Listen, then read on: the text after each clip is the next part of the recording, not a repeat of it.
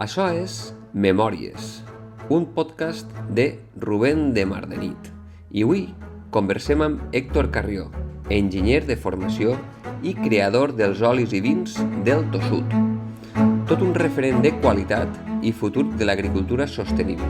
Conversem de com ha fet possible des de fa 9 anys este projecte familiar en la muntanya Gran de Pedreguer. Un somni fet realitat en un dels llocs més desconeguts de la Marina Alta.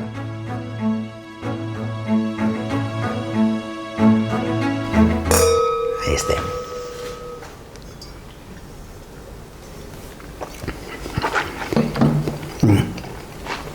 Està potent.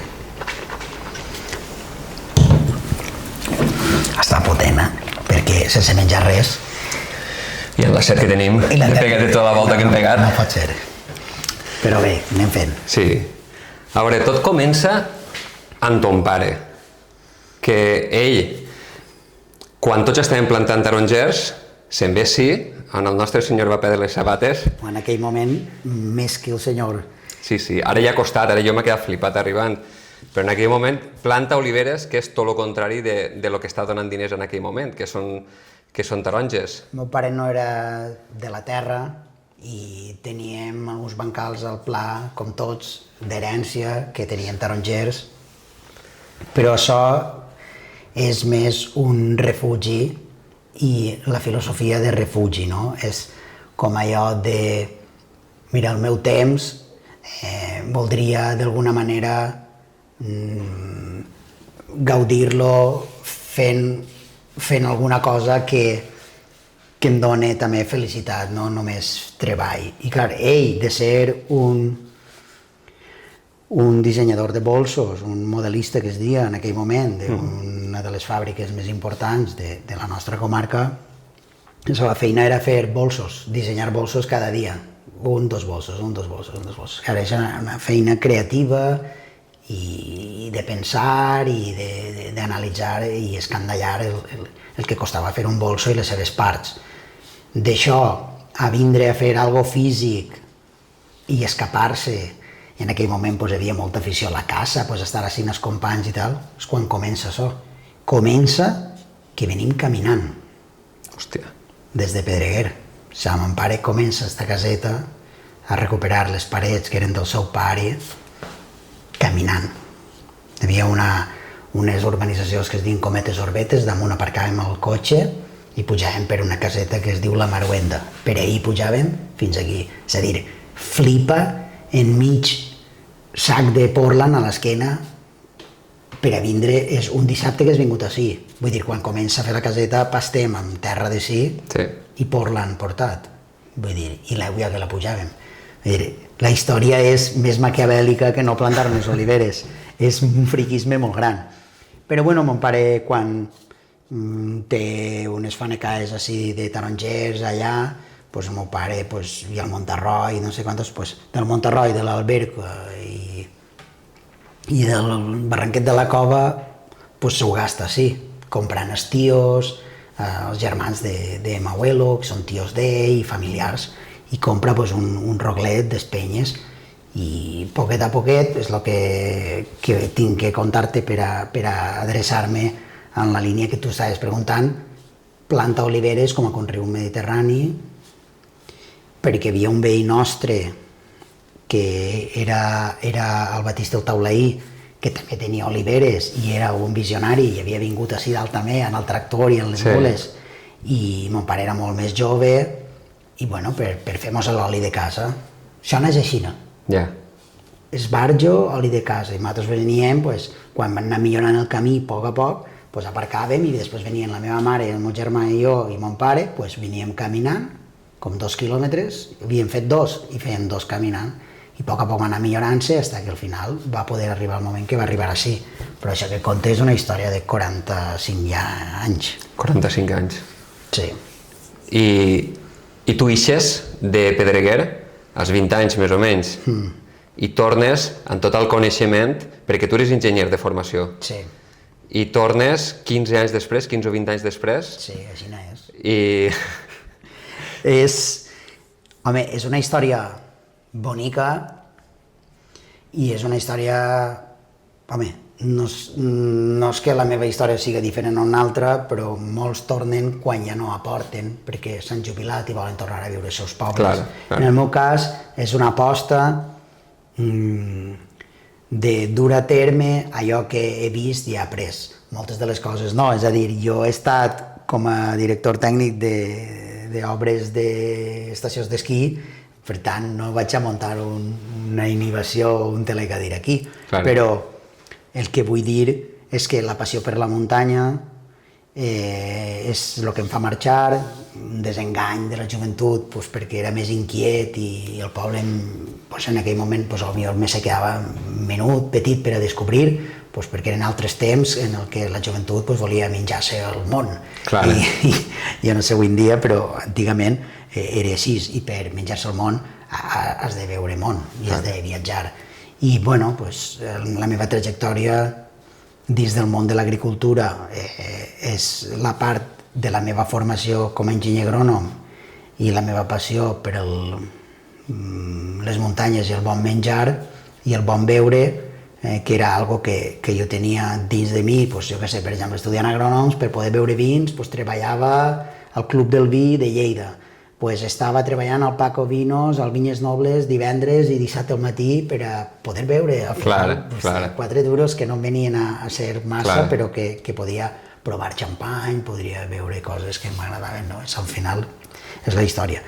I la part d'enginyeria i de desenvolupament que jo he fet pel territori català és el que em dona el coneixement per a fer l'aposta. Una aposta, està clar, molt arriesgada, però veia projectes que realment la part copiable era molt fàcil d'entendre-la. Tot i que potser ara s'hi faltaven 15 anys per creure-la, però jo veia que la restauració allí ja buscava el producte, digue-li proximitat o digue-li qualitat propera i diferencial. I clar, aquesta restauració catalana que jo veia que feia demanda donava l'oportunitat perquè com a prescriptors donaven la capacitat de joves que feien formatge, joves que feien mel, joves que feien carn, varietats autòctones de races bovines tornant a fer carn per al propi mercat català. Què dir-te de l'oli de les Garrigues, de Siurana, Naixent, del Montsià, veure el món del vi, el vi néixer com projectes consolidats com el Priorat, boniquíssims, o néixer, per exemple, que veia jo perquè treballava en una fundació i rodava molt el territori, tota la zona del Pla de Bages, no? Ostres, veure com el picapó i varietats desaparegudes venien i s'implementaven. Jo veia les coses positives, veia que es venien aquestes diferenciacions i com la meva experiència em feia fer projectes i rodar per tot arreu, potser havia fet treballs de col·laboració amb uns productors d'oli. Oli premium que s'exporta al Japó, Estats Units principalment, olis que estan en cadenes importantíssimes d'Anglaterra, olis premium. I jo allí, com aprenia com es feia, com es funcionava i què buscàvem fent en l'oliva, com teníem aquestes oliveres que ve enllaçat, que el meu pare havia plantat i que va haver un moment en el que fèiem més oli del que a casa ens podíem beure, aquest moment arriba, jo dic, per què no ho fem un poc millor? Ens gastem 2 duros netejant les màquines quan en aquells inicis érem socis de la cooperativa de Gata i a poc l'envasàvem millor amb un inoxidable en sempre ple i els tractaments es feien en ecològic, en un pla de fertilització orgànic, donava un pas i jo des d'allà el meu pare anava intuint-lo. Eixa manera d'anar fent, copiant el que feien els altres per a fer-ho excel·lent, també va donar pas a provar molts olis, beure molt d'oli, beure més vins i aquests olis donar a provar el nostre producte a companys meus i dir, té algo. Quan té algo, aquestes varietats tenen alguna cosa, es poden fer coses ben fetes, s'ha de millorar moltíssim, i a poc és com naix i es fa incipient el somni.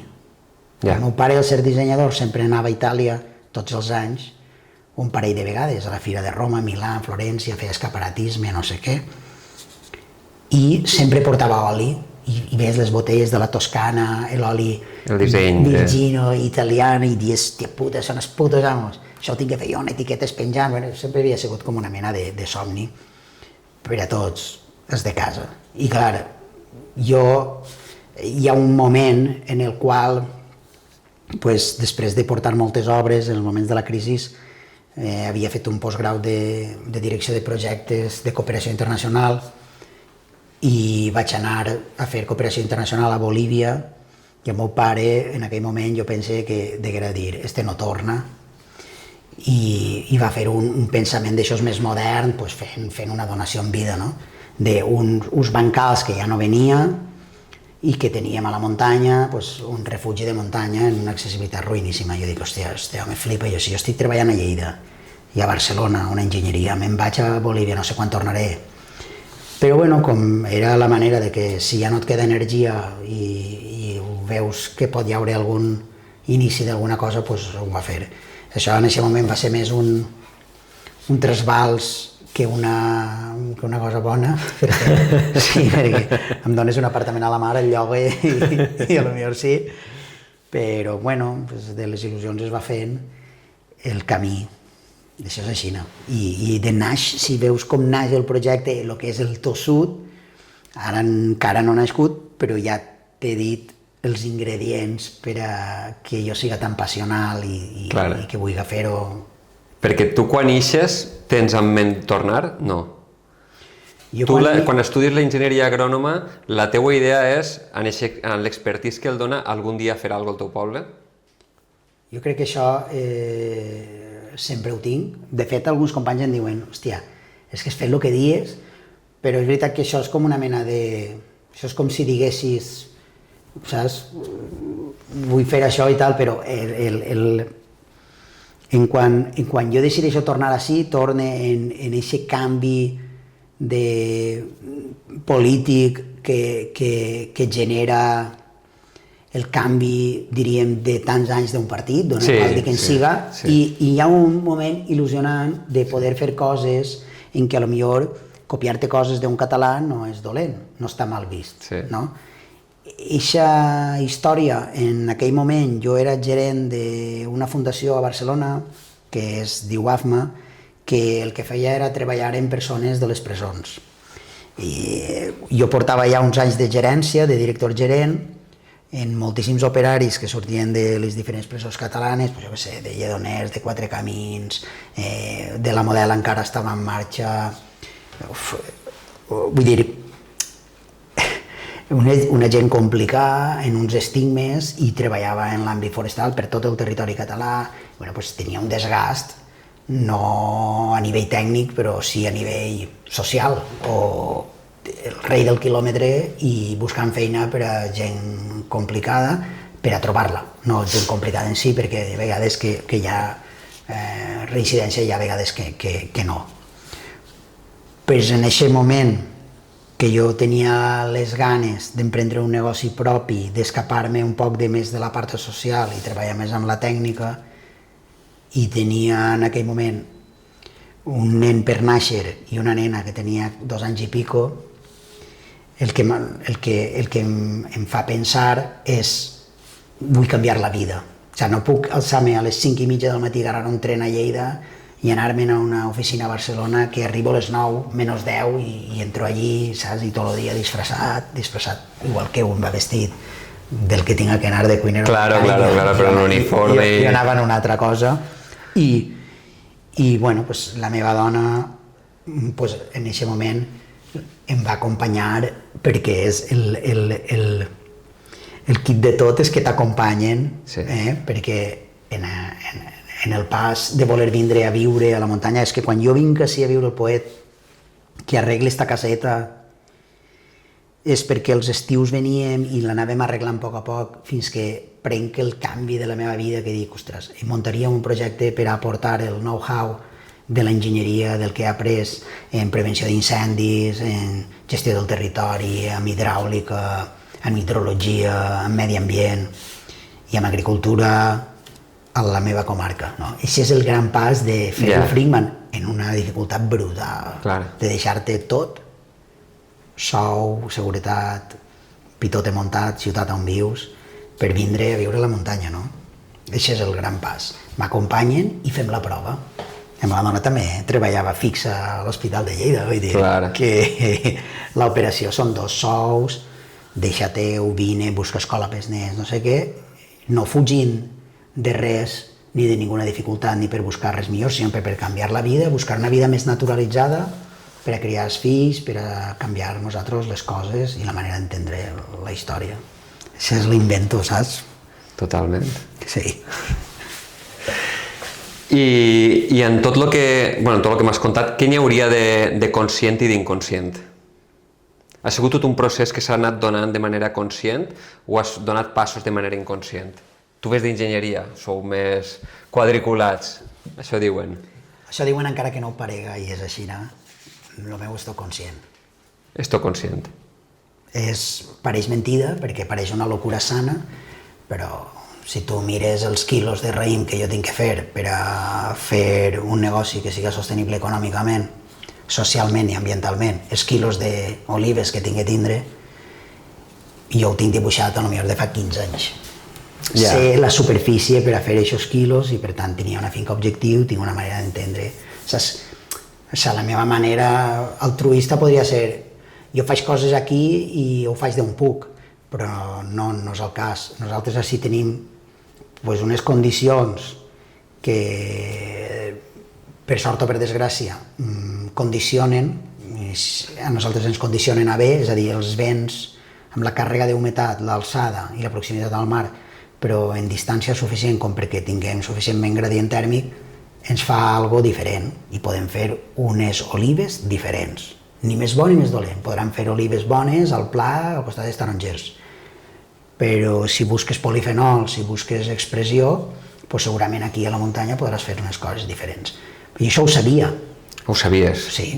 El que podia donar-te l'oli, durant tots els teus estudis, tu sempre projectes Pedreguer i la muntanya gran de Pedreguer. Sí, com a alguns...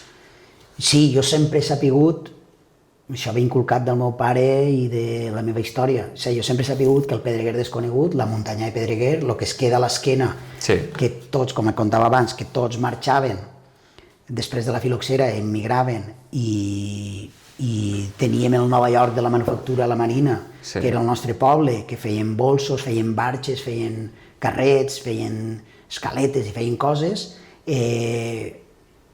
lligat en què tenim els aqüífers molt propers dins del nostre municipi, perquè és tota la vall al·luvial del Girona i tota la punta que ve per baix de la depressió Benissa, perquè nosaltres tenim molta aigua i es van fer amb les tècniques del moment, després de totes les desgràcies de la filoxera i de marxar famílies i trencar-se, trobar aigua baix i en una faneca feies el mateix que així en 20. Ni més bo ni més dolent, però en aquell moment la sidricultura va ser el que va fer el canvi del que era la nostra pansa. Clar, si tots els pobles no podien tindre l'aigua, que eren tots els interiors, que són els que hem mantingut, com la Vall del Pop, la vinya, no vol dir que la vinya no estiguera a Oliva, a Orba, a Pedreguer, que estaven les muntanyes enceses, es guanyava tants diners de la pansa que era això. Sí, tots els pobles, tenien riuraus a Manta. Eren les infraestructures del moment, que eren gastar-se aquests diners fent una nau, en aquell moment era una nau agrícola, home, és perquè té repercussió i capacitat de tornar-se els diners. Vull dir, es poden fer coses inconscients, però en aquell moment es van fer conscients. I jo el que et dic és que el nostre poble i el teu com a Orba i molts de la Marina miren d'esquena a la muntanya. Ningú recupera res, vull dir, la muntanya ve venuda després perquè els grans buscadors del bon temps, de les platges boniques i del bon menjar venen a comprar les nostres terres i per tant sempre hi ha hagut promocions immobiliàries que en aquell moment eren gent que tenia capacitat dels diners i es movia i es venien les nostres muntanyes que s'havien perdut per a fer urbanitzacions. En aquest moment ningú mira la muntanya. De fet, deixar-se la muntanya és que té dites i tot. El meu poble es diu la muntanya qui la perd la guanya. Qui la perd la guanya. Podríem extrapolar-ho a territoris de tot el món, on avui en dia es fan grans productes que són de muntanya i estan buscats i són els únics negocis que donen viabilitat perquè tenen diferenciació, Qui ho aniria a dir això al segle XX, a principis, quan tot va petar, saps? I sense aigua no hi ha vida, si al final tu quan proves un grifo, això és molt complicat. I per què trobes que era això? Perquè possiblement nosaltres han eixit i això també m'haurà fet posar en valor la nostra muntanya, la nostra terra.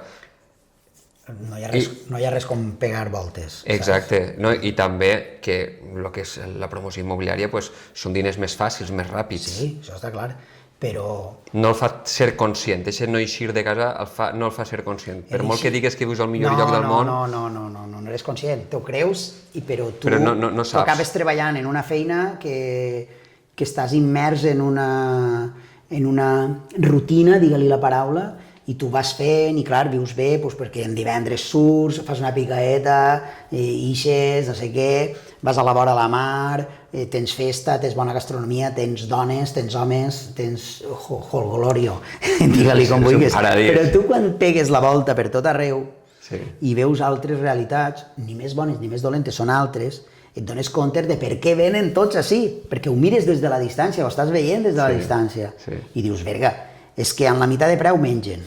El clima, vamos, és que no falla.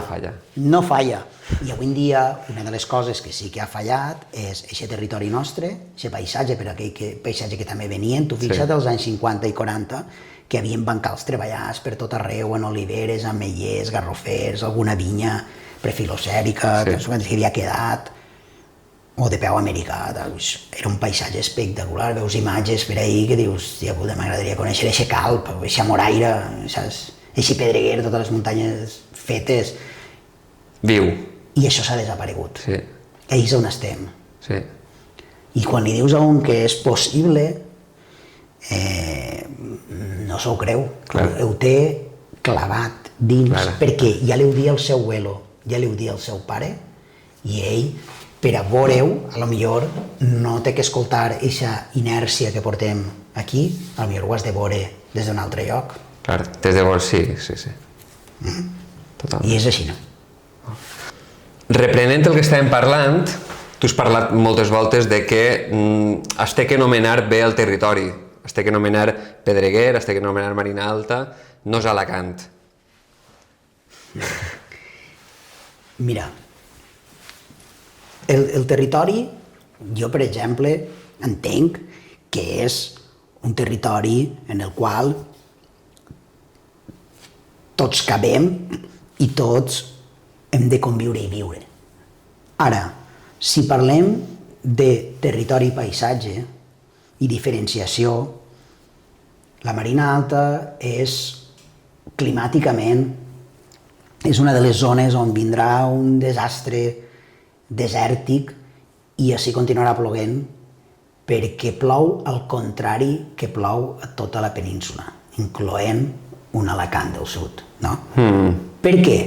Perquè tenim una incidència de dos vents, del llevant i del gregalet, que ens porta aigües molt abundants, molt impactants a tot el territori diènic, que diu Marina Alta. Nosaltres tenim més semblança, els de la Marina Alta, els de Millena i amb els de les Illes, que a lo millor en un sud del País Valencià. Per què? Per l'entrada dels ports marítims ha vingut una gent, hem fet intercanvi sempre amb l'interior i hem compartit el clima i els conreus. I això determina les persones i la personalitat. Tenim la parla valenciana molt establerta, molt potent i molt bonica, tots els pobles, cada un amb el seu variant, i tenim un paisatge que ve condicionat per aquesta pluviometria que és major que la d'altres indrets del País Valencià.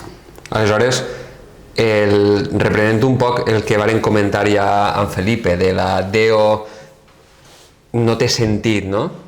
Trobes que algun dia això es farà, aquest pas de dir això és una DEO quan es demostra la qualitat dels vins o hi ha que unir-se tots per a demanar una DEO Marina Alta? Ara estem en una fase en la que jo pense que diferenciar-se no és el camí, perquè són molt pocs i hem d'unificar energia, força i criteri, és a dir, hem de fer coses bones tots, els de sí, i per tant, si estem sota un parany que regula tota una província, doncs benvingut siga, i és el camí. Futur.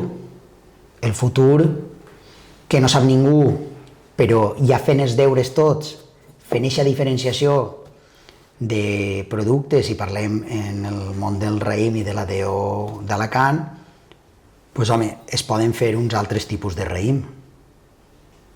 I no tenen res a veure, ni res a envejar, ni res a lucubrar, ni a fantasejar. Simplement són diferents. Són diferents perquè climàticament no té res a veure. És a dir, un clima mediterrani proper a la mar, en una influència tan marina com els nostres vents de llebeig carregats de sals, comparar això en una serra interior en la que el clima és continental i n'hi ha un gradient tèrmic molt potent i uns secans molt durs,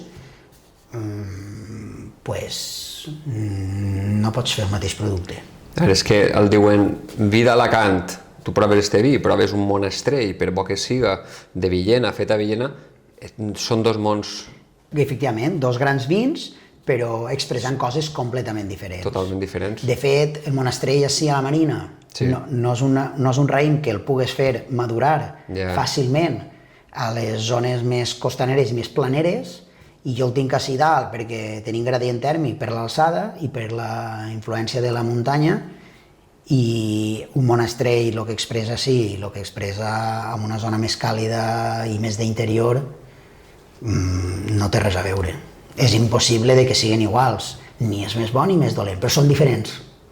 Jo he fet la prova per gust, de dir, puc fer madurar un monastrell? I vaig fer primer 120 ceps, i ara en tinc 1.000, per tindre un monastrell en cos, amb algo més mineral, i són diferents. I per tant, és que això de que vols desenvolupar el territori, el terroir, el lloc, i voler aglutinar-se tots en una única regió que és tan diferencial climàticament, és impossible. És impossible. És impossible, però ja et dic que el camí a data d'avui, jo penso que la Unió ens ha de donar la força, la continuïtat, és a dir, que tots mantinguem, puguem ser algun dia cellers instaurats, que tinguem un renom en una història amb les coses fent-se bé per a poder diferenciar-se d'alguna manera, o com a subregió, o fora, o dintre, però en una nomenclatura, això té que arribar per el seu propi pes. Arribarà quan n'hi hagi prou remant cap a la mateixa direcció. Jo penso que és qüestió de temps, és qüestió de fer les coses bé, i si et fixes en regions no tan regularitzades del món del vi, hi ha zones que, inclús comarques, que tenen dos denominacions d'origen dintre de la península, perquè no són iguals, perquè el sol no és el mateix, no ho és, i resulta que estàs expressant coses diferents, i per tant, això és el que diferencia precisament els pagos, les regions... Ahí és on anava, perquè clar, quan ve un de fora, per nosaltres ja estem ja acostumats, ho tenim ja molt interioritzat, però quan ve un de fora que va fent ruta i va provant vins i visita el paisatge que estem comentant abans, i veu unes coses i altres, diu això està a les antípodes totalment. Està a les antípodes, la paraula seria aquesta.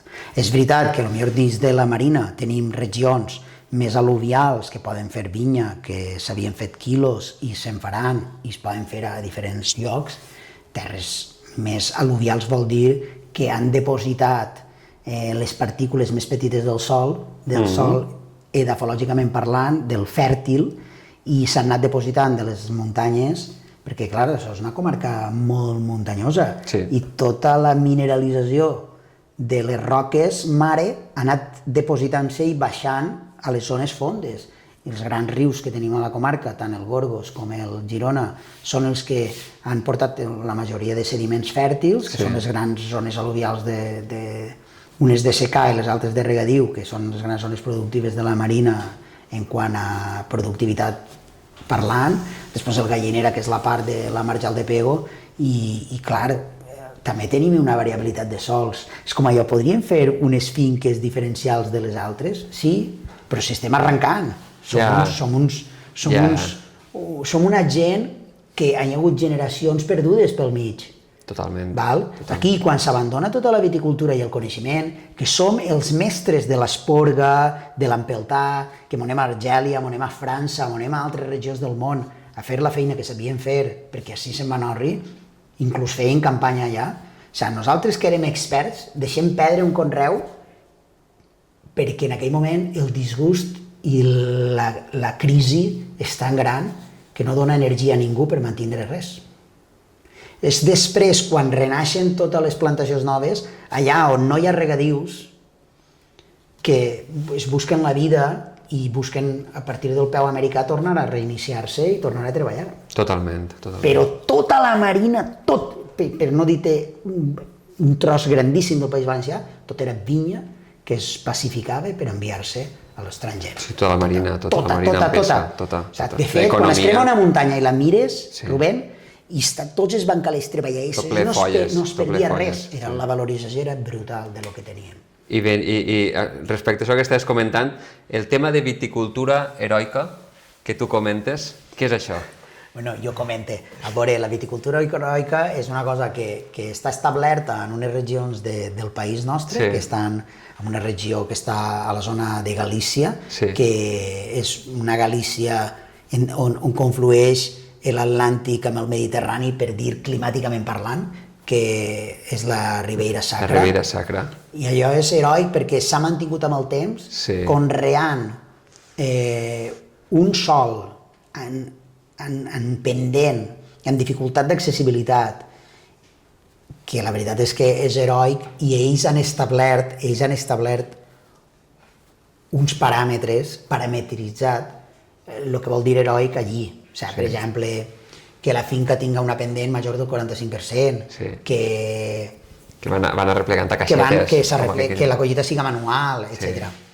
La nostra, un poc de cachondeo, tot el que serien les abancalaes que tenim, totes les escalinates que li diuen així a la marina, que són retenció del sòl productiu, que el que feien era marge de pedra, rebassant la terra, carraven la terra, la posaven ahí, i si faltava terra la portaven d'un fora i reomplien allò. O sigui, vull dir, el nivell és brutal. Per això és que dintre d'un paisatge hi ha diferents tipologies de sòl. A vegades veus, hòstia, parda, terra parda, i el bancal de baix roja, hòstia, doncs, perdona, però igual que el meu pare va començar pujant cabassets, aquells, en les esbardes del burro, portaven tres cabassets. És artesania. N'hi ha de tot, feina brutal, i a nivell d'infraestructura i tot, perquè allò s'ho valia molt.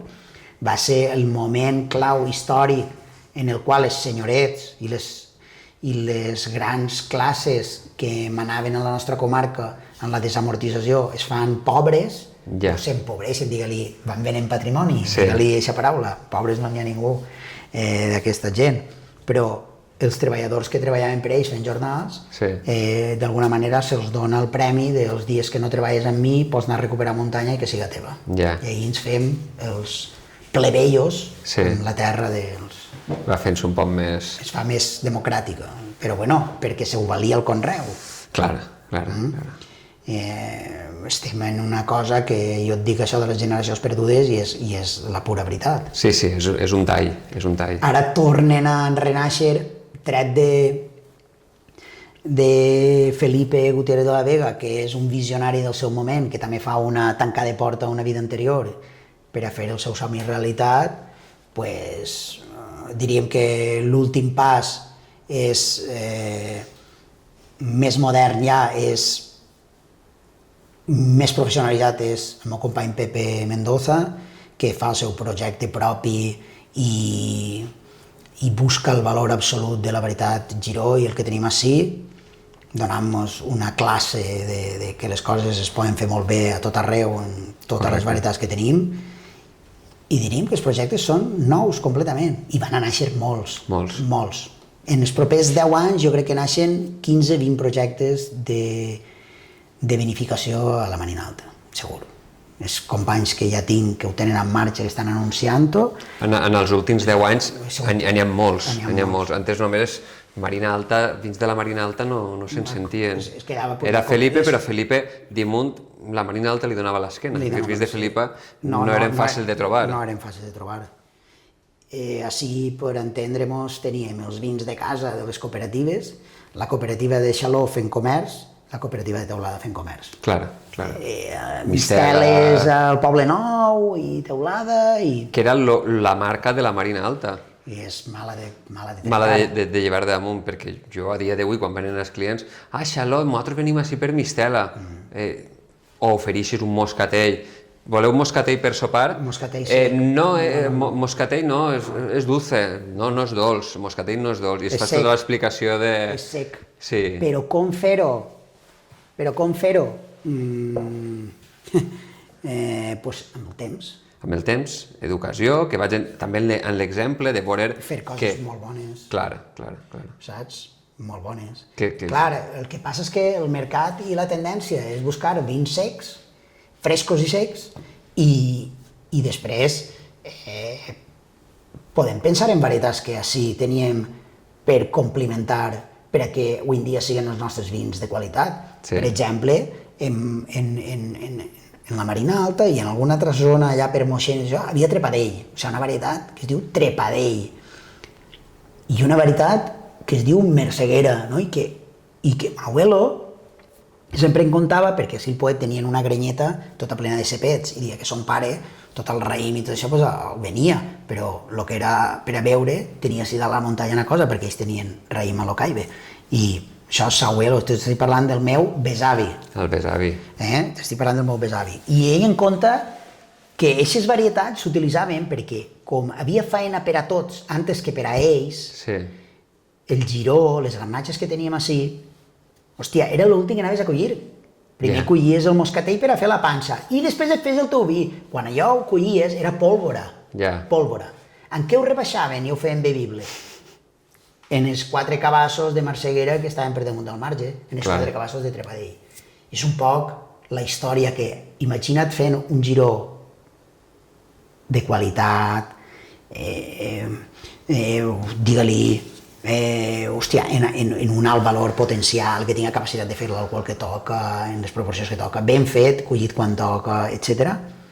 En una marceguera ben feta, i fer la barreja. I aquesta és la màgia d'avui en dia. Sí. És el que així s'adapta, però fent-se com toca i collint-se quan toca. Avui tenim el saber fer. Efectivament. Que abans no, abans era... I tenim tècnica, Rubén. O sigui, et compres... Sí que són inversions importants, però és que, per exemple, el trepadell va deixar de fer-se perquè la DO el va treure i tal, i es va treure del mercat perquè, clar, fermentant en calent feia uns derivats que podien fer mal de cap, saps? Hòstia, però és que avui en dia fem maceracions a 10 graus, desfangats a 10-11 graus, fermentacions controlades de 17-18 graus, estaguent damunt, És que avui en dia s'ha avançat una barbaritat, es poden fer virgueries... bones a tot arreu. Aquest és el gran canvi de l'enologia i de la viticultura al mercat mundial. Estan fent vins bons a tots els puestos. Clara. I antes fent vins bons aquelles zones on quan collien el raïm feia fred. Ja, això és més sofrits i més... Això és així, no? Ja. I el que és la muntanya Gran de Pedreguer, què aportaria de particular als vins? Bueno, la muntanya Gran realment no té el valor paisatgístic que es mereix com a emblema territorial, però és que és una muntanya que es comparteix Pedreguer, Gata, Llíber, Xaló, el Calalí i la Llosa. Wow. O sigui, és una cresta, diríem que és recta, arribes al Montgó, o diríem a la Bahia de Xàbia. I puja, i és el que realment, dins de la punta de la Marina Alta, la part més propera a la mar, que no siga una muntanya com el Montgó, que és el Massacote, ve de manera que creua esta comarca nostra. Després ja es venen les valls, Vall del Pop, Vall de Laguar, Vall de Gallinera. Estan darrere. Això està darrere. Val. I després l'entrada és aquesta. I clar, és una cresta, com si fos Segària, que és en xicotet, Molt bé. però és molt gran, que dona fins al municipi És una lloma, d'Alcalalí. és una lloma gran, sí. Clar. I on pues, té una influència molt gran pues, els vents, perquè clar, una lloma que puja dins d'una illa que fa la punta de la marina, pues, clar, això és 300 o 400 metres fins a 606, que és la màxima alçada. 600? 606. Uau. 600 metres té terme d'Alcalalí. I Xaló conflueix, Pedreguer també, vull dir, és com una cosa que en aquell moment tenia un valor bestial, Sí. però no deixa de ser una serralada com seria Bèrnia, però en menudet. Correcte. I sempre buscant aquestes línies cap a la mar, com té perfectament diferenciat una Segària, una muntanya gran, després tindríem més menudiu el Seguili, que donaria esta orba, Sí. i després ja tindríem Bèrnia, perquè al final són aquestes muntanyes que donen a la mar. Sí, que partixin I del pareix centre. que no, però tu puges allà que pugen molt, que estan els bombers i el punt Coll de de vigilància, al Coll de Rates no, allà a Castells de Castells, Sí, com sí. es diu allò, com Corroncull o té un nom així? El Cocoll. El Cocoll. Cocoll. El Cocoll me n'anava a un altre lloc. El Cocoll, Sí. allí tu puges i ahí veus les serralades com porten fins a la mar. Sí. I és molt bonic de veure. I és que estan a Xina. Fan com barrancaes, Sí.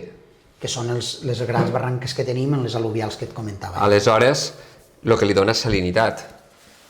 Frescura. Li dona frescura. Frescura. Clar, li Frescura dona que a més a dins de la marina no en té tanta. Esta frescura... Diríem que el gradient tèrmic que tenen a l'interior Sí. et pot donar una frescura perquè hi ha una diferència de la nit al dia molt important Sí. i tenen la temperatura d'aquest intercanvi, però potser no tenen tanta influència dels vents marins. Val. I, en canvi, si tens els vents marins i potser no tens tant gradient tèrmic. Estem parlant de que això té una alçada com la Vall de la Guara, el poble de dalt, com la Vall de la Gallinera, la part de dalt. I, bueno, pues, al vindre-mos els vents per tots els costats, pues, bueno, això, clar, que dona frescura. Si al final la frescura i l'acidesa de les coses ve determinada o la tensió, digue-li, ve determinada perquè hi ha una humitat relativa i després et diré l'altra, una humitat relativa que després tinga capacitat secant i no porta enfermetats. És a dir, ostres, és que estem ahí en una conjuntura dins del món de la viticultura en el qual és complex, perquè hi ha moltíssimes enfermetats, perquè s'han de fer molts tractaments per a fer les coses bé. És a dir, aquestes humitats que podria portar-te el llebeig, si després para i s'han quedat humides, porta enfermetats fúngiques, pues bueno, pues esta serralada, al estar elevada... Pues... Sí, el tema de la sostenibilitat. Parlem molt de sostenibilitat. Què significa per a un agricultor la sostenibilitat?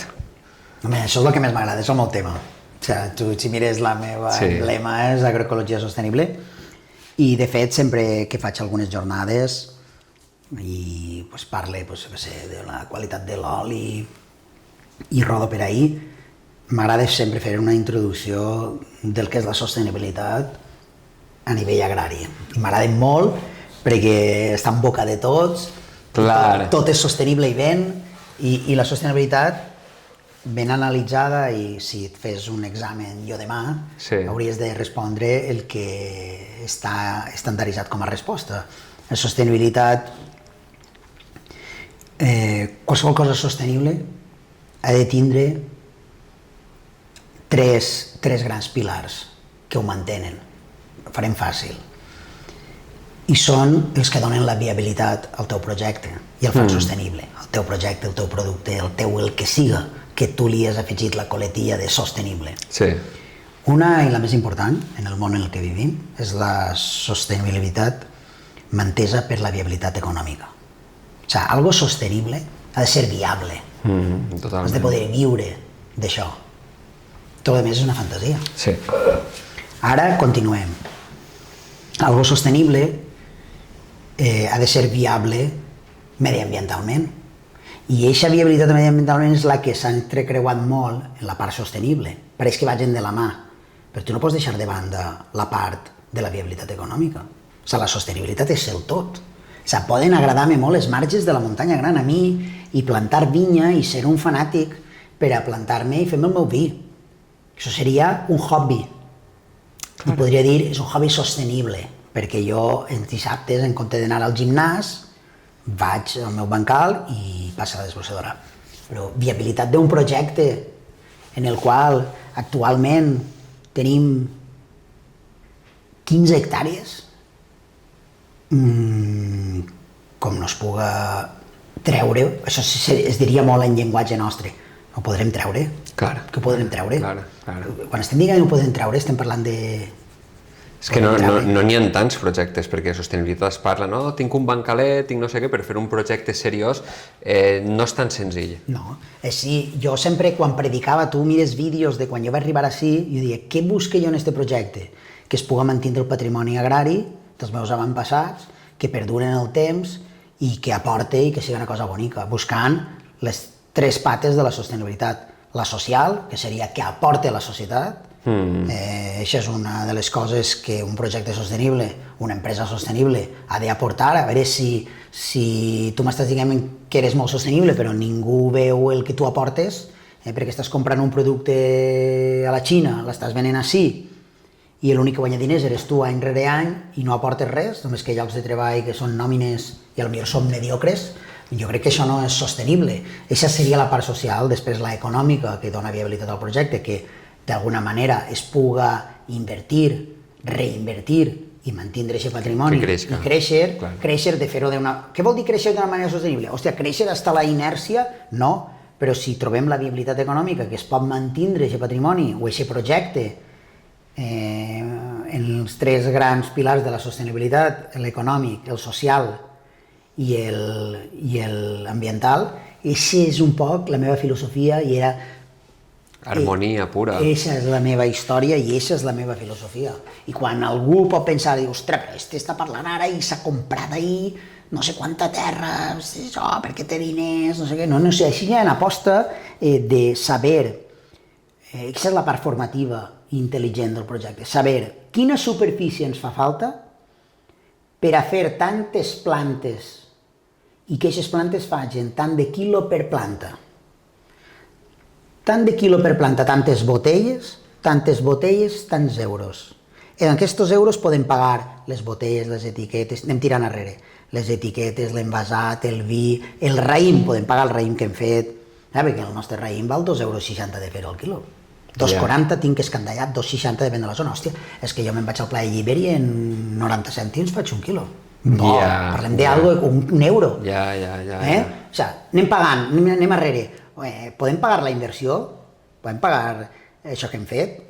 No, potser això no es pot pagar.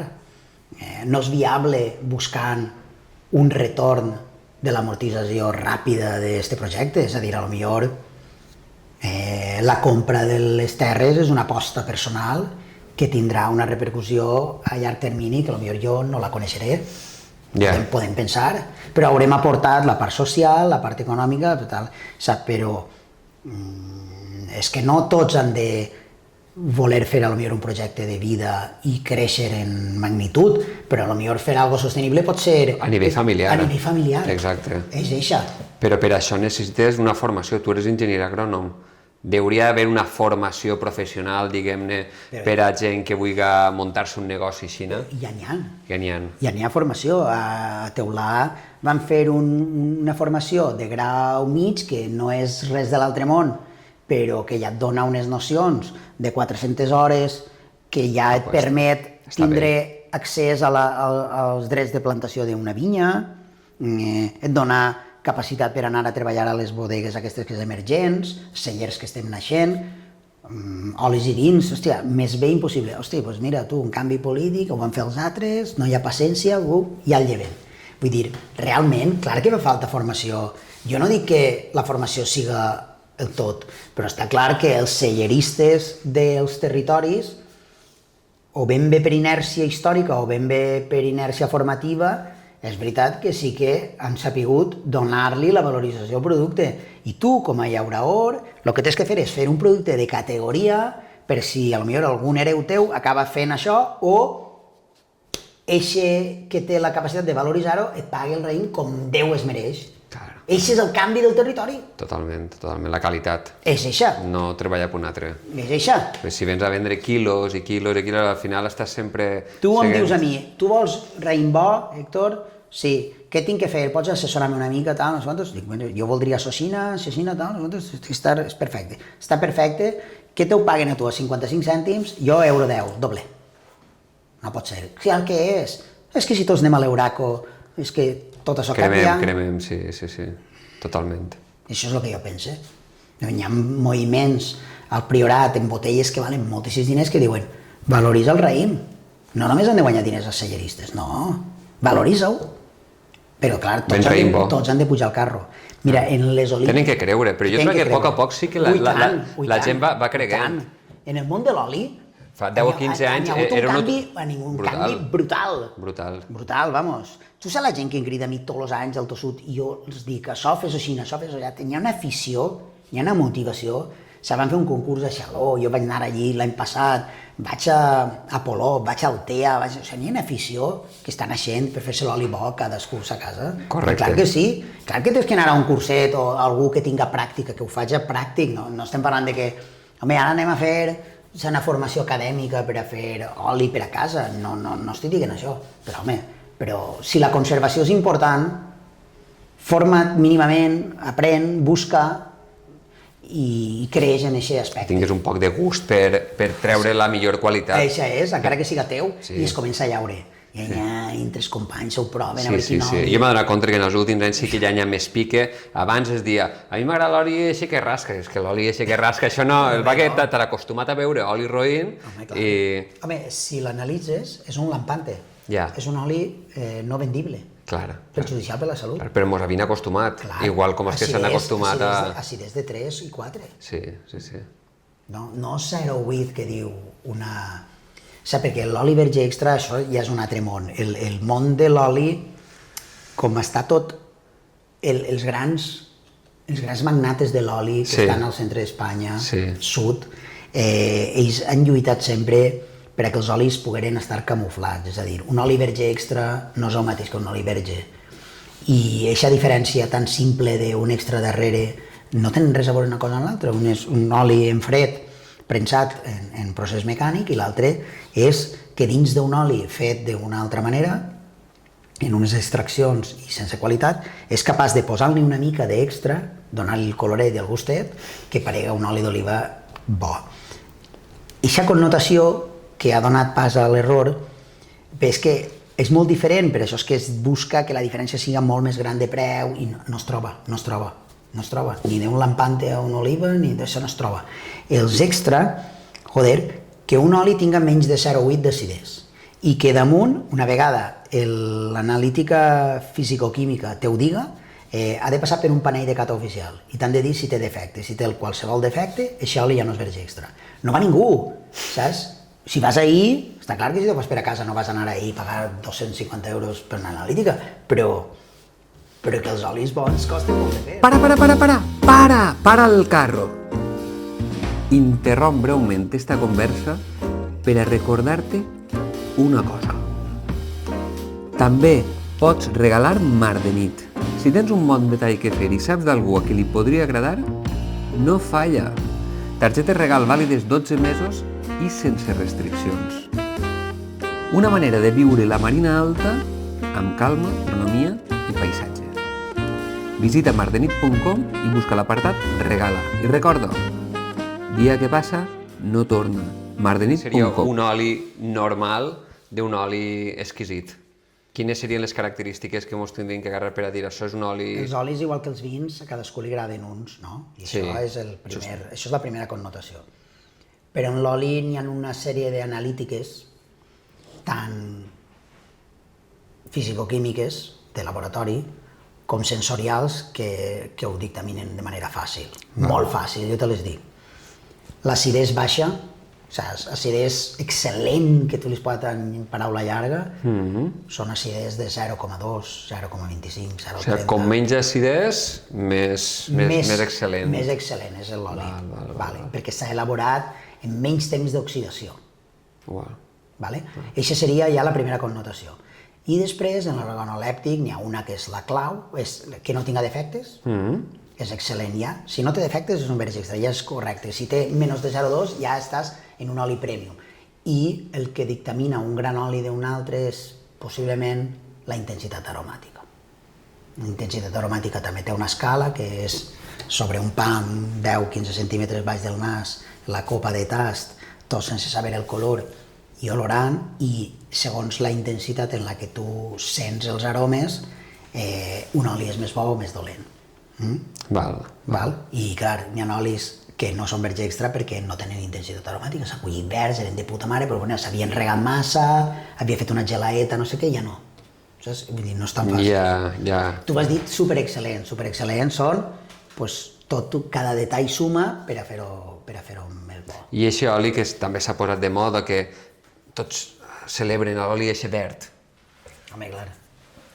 Bueno, l'oli verd acabat de fer, antigament, quan feien les nostres premses, que avui en dia diuen premsar l'oli, però avui en dia ja saps que són... No gasten els portins. No gasten res, vull dir, són uns sistemes que funcionen...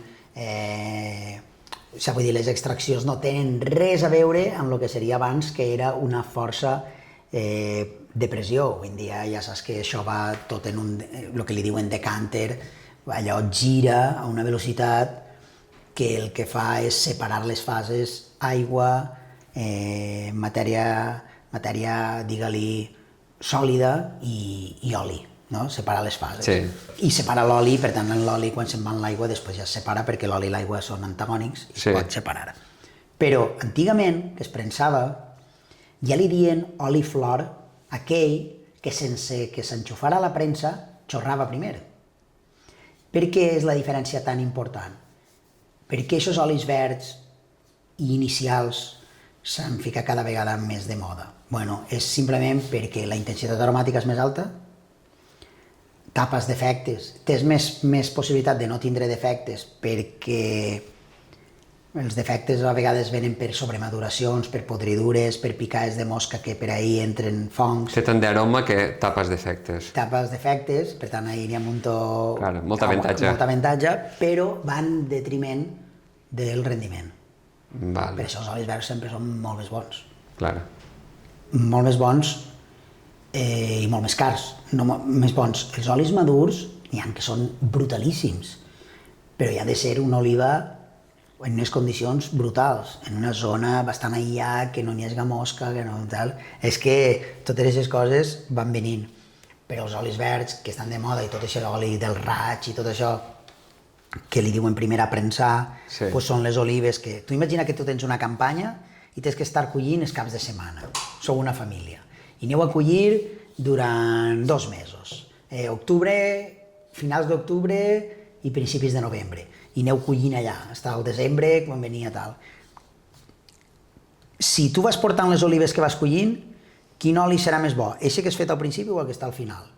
Una de les coses com els olis i els vins, que avui en dia, una cosa que no es tenia dins del cap, però que avui en dia està demostradíssima, són productes que continuen madurant una vegada elaborats. És a dir, el raïm continua madurant dins d'una botella de vi. O sigui, un vi que s'ha collit en sobremadur té molt poca guarda, perquè no tenia acidesa, estava bo per beure, per menjar.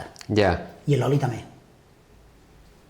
I són productes que, si estan ben aïllats, poden aguantar molt, però totes aquestes... Generalment, el primer oli sempre és més... Generalment l'oliva està més sana, l'oliva està més verda, té menys intensitat aromàtica i, per tant, és això. Ara, si el rendiment a final de campanya és un 22 i al principi és un 11, doncs cada 100 quilos faràs 11 litres. Qui s'arrisca, no? Que al principi també la gent no feia estos olis exquisits que estem parlant perquè diuen, escolta, si em rendís la meitat, jo perquè...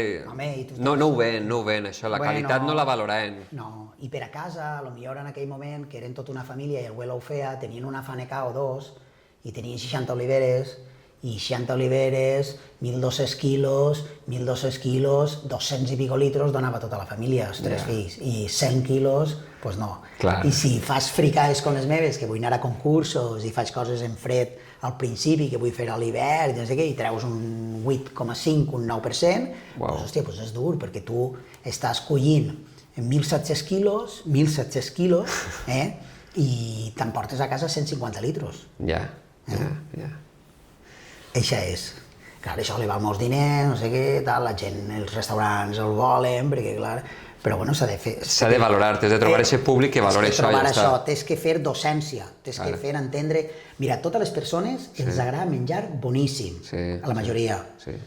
Pagar-ho és una altra cosa, però saber el que es vol i que és bo, tots ho saben. Saps? És qüestió de temps. I tu ara mateixa el digueren, agarra un d'estos productes per representar-lo que era el tossut. T'aniries a l'oli o al vi? Hòstia, que complicada la pregunta, no? És complicat, sí. Hòstia, és que el meu tossut... Tu naixer en el tossut, en l'oli. Sí, però... Si tu volgueres diferenciar...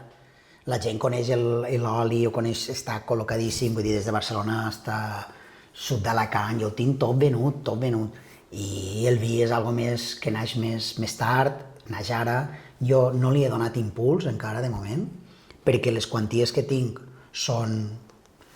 Doncs les tinc en distribució i el tinc tot venut, i per tant posar-me a fer propagandística d'una cosa que creixerà en el temps, en el futur. I jo pense que, ja que tinc de paciència, jo penso que estem fent les coses super ben fetes, anem aprenent, cada vegada ho fem millor, fins que no hem tingut la qualitat a l'alçada de l'oli. Jo no he tret els productes, no ho he tret, he fet garatge, he après, i en això, doncs mira, vaig tindre la sort d'un company que em va tirar una mà, que és Pepe Mendoza, que és un tio que va arribar així i va dir, ostres, fem les coses bé tots, tu vols que jo et done... Sí, tu vols que jo et done... Molt generós. Molt generós, em va dir, vols que jo et done unes pautes i uns protocols per extreure això que tu tens així, que no és tan fàcil de trobar, i eixe vinazo que t'ha sortit el pugues perdurar amb el temps i que no facis un any una cosa excel·lent i l'altre pugues anar a morir-te del disgust, perquè el món del vi és així, perquè són ferments i estan vius, i jo vaig fer aquest aprenentatge des de el meu coneixement de la viticultura formativa i les meves vinificacions en indústries agroalimentàries, que al final eren fer vins tècnics. Sí.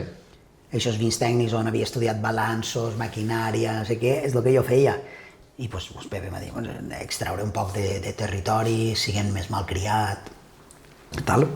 Jo ho he fet. Jo penso que ara és qüestió de temps i estic moltíssim content. És veritat que són vins gastronòmics, perquè tot el que estic fent són vins de criança, no faig res jove de moment perquè la meva productivitat és complexa, el quilo també és complex de produir. Qui diu si el dia de demà tinc més excedent i vull fer algo més per a fer copeig i tal, en qualitat, però amb més facilitat, sense passar per fudres, formigons, barriques de França que tinc de la Borgonya, saps que és molt car. I això és un poc la meva història. Si em digueres de què ens coneixen i quina força té, jo et diria el nostre oli és el que va guanyar el premi una vegada que em vaig presentar i per tant ens va... A partir d'ahir el va catapultar. El va catapultar i estic moltíssim agraït. És veritat que jo no em sol presentar a concursos perquè no tinc producció suficient com per a fer propagandística, ja et dic, jo del que tinc és el que venc i per tant no vull que entrar en un dinamisme de vendes que no és el meu. Exagerat ni... Jo en els vins he fet el mateix camí i com ara el tinc en una restauració a l'alçada de l'oli, estic molt content del moment que viu el vi sense donar-li jo l'impuls que es mereix. I el donaré, clar que sí, quan tinga d'aquí 2-3 anyades tinguem una producció que tingués que remar, doncs clar que el posicionaré i farem que vinguin a catar-lo qui siga i farem coses, clar que sí, perquè el lloc s'ho mereix, el projecte s'ho mereix, la feina que portem és molt dura i és molt bonic, i penso que pot ser una regió que naix dins de la Marina un projecte que possiblement, com altres zones vitivinícoles del món, els que ho veuen a vegades també ho copien i volen fer coses diferencials, m'entens? Totalment. Ara tu em dius a mi, qualsevol comença un projecte de la muntanya. No, així per exemple jo tinc companys que són elaboradors, que ja ho tenien a la muntanya de Xaló, Baix de Bèrnia, a Macerov. Tinc un company que és jove, més jove que jo, que és Òscar Mestre, que està treballant en aquesta zona, que li agrada moltíssim, Baix de Bèrnia.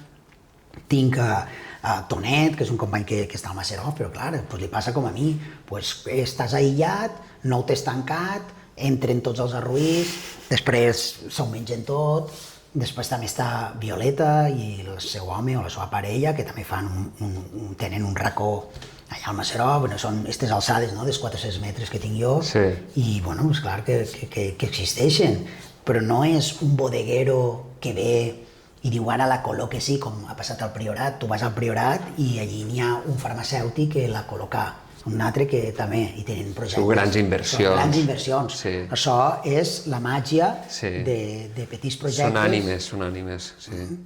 I quin és més tossut? Si no en saps dir quin seria més tossut? Home, la vinya és més tossuda. La vinya és més tossuda, no? La vinya s'emporta la palma, perquè també hem agarrat estos anys que està en boca de tots, del canvi climàtic i tal. Hem agarrat unes ratxes de sequeres el 22, el 23... Sí, enguany ha sigut l'únic any que ha plogut molt. Ha plogut i aquest estiu està sent també secant. I els primers anys, per exemple, aquest any hem fet... Perquè això t'atorguen uns drets de plantació respecte a unes puntuacions.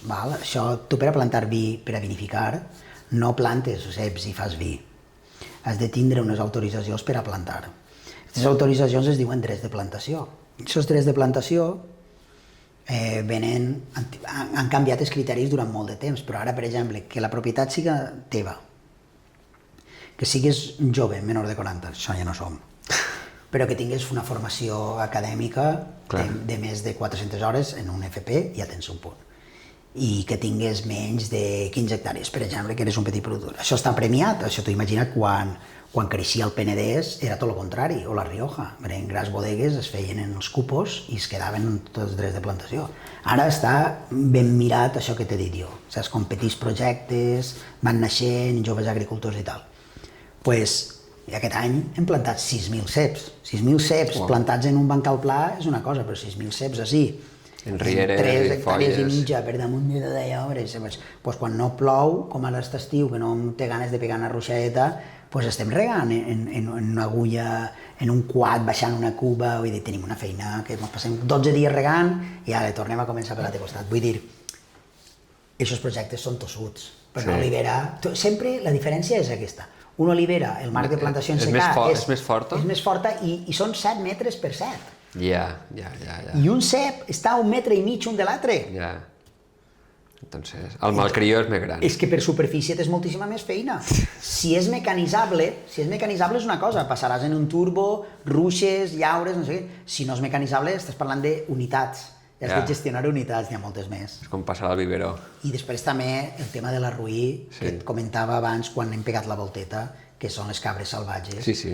Això és un gran problema. O sigui, tindré la capacitat de fer un tancat cinegètic per a que no t'entren aquests animals, jo ho veig que ens acabarà amb molts productors que són minoritaris i que no tenen valor afegit. És impossible parar això.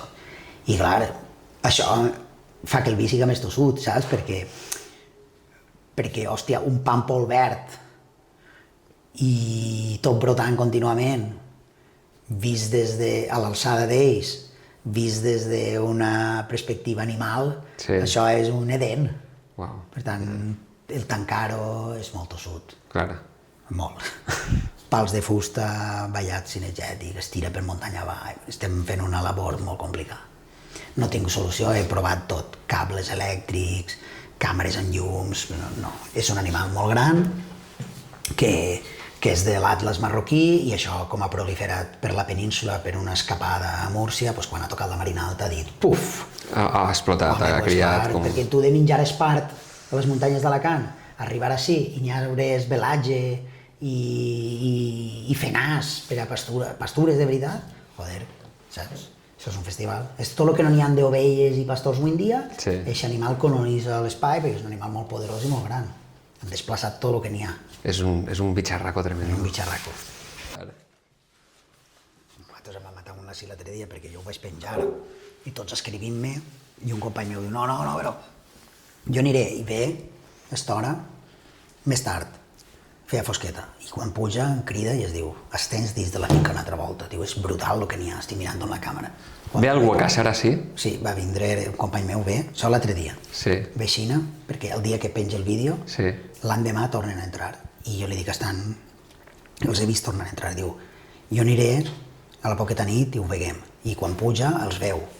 Arriba, sí, parca el cotxe, anem a la piscina, de dalt de la piscina, i tira i mata una rui de 144 quilos. I li pega allà a 260 metres i tira 15 tirs i tot ho falla, però li pega així. I està enlluntíssim. Però la finca és supergran, això pareix molt menut, però la camada té 400 metres allà de davant. 400 metres... el rifle... Mig quilòmetre. I li va pegar a 250 i pico, tu.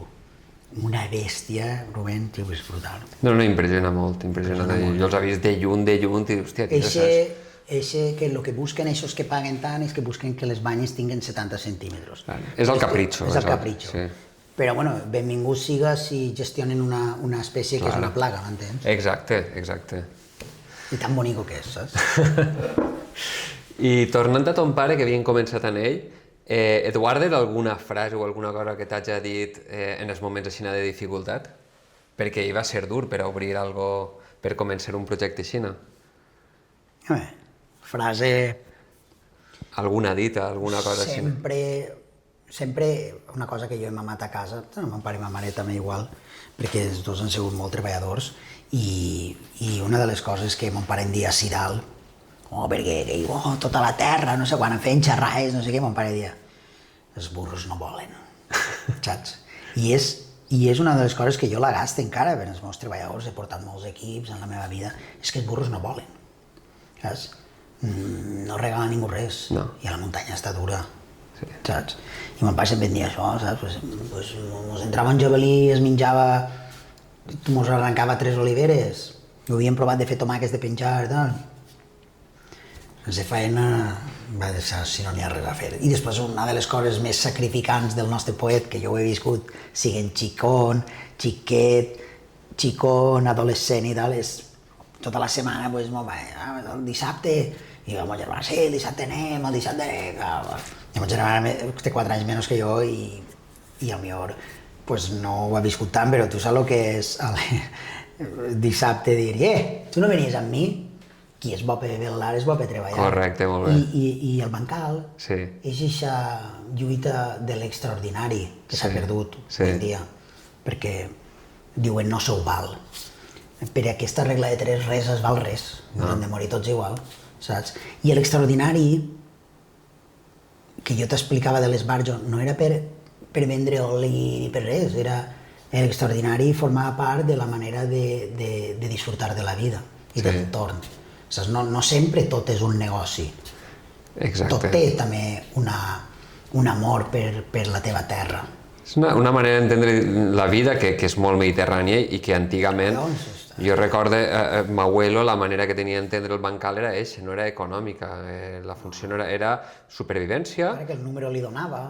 Sí, però el seu camp no estava en això, era simplement veure lo bonico que estava el bancal, lo ben treballat que estava la terra, era com un animal que tratava. Això tenien, com es diu així, planxat. Sí, exacte. El bancal el tens planxat, era com eres el puto jefe, ho tens guapíssim.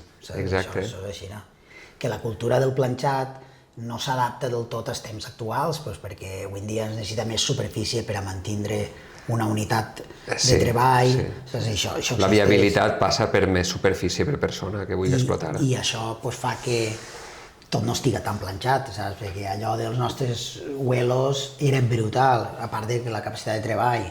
s'agarra la xaeta i herbetes, herbetes, Mentre s'estava regant la camà, que regaven a fila, en allò fent cavalló sí que falta, i el resto... Era bordat, no havia ni un miraguano, no havia res, no gastaven ni herbicida en aquell moment, saps? Això era brutal. I això, després vingut l'herbicida, el planxat es feia en herbicida, ho han contaminat tot... Vols anar a pressa, vols guanyar... Sí. Això és així, no? Jo, si en tinguera alguna, és que els burros no volen, que a ningú li donen res, que no es crega ningú que tot és fàcil. Si no hi ha res fàcil en aquesta vida. Avui en dia és que com es mostra tot tan accessible, tan fàcil, hi ha molta confusió en això. Sí, home, jo per exemple que tinc un ús de les xarxes és actiu, però ho faig jo.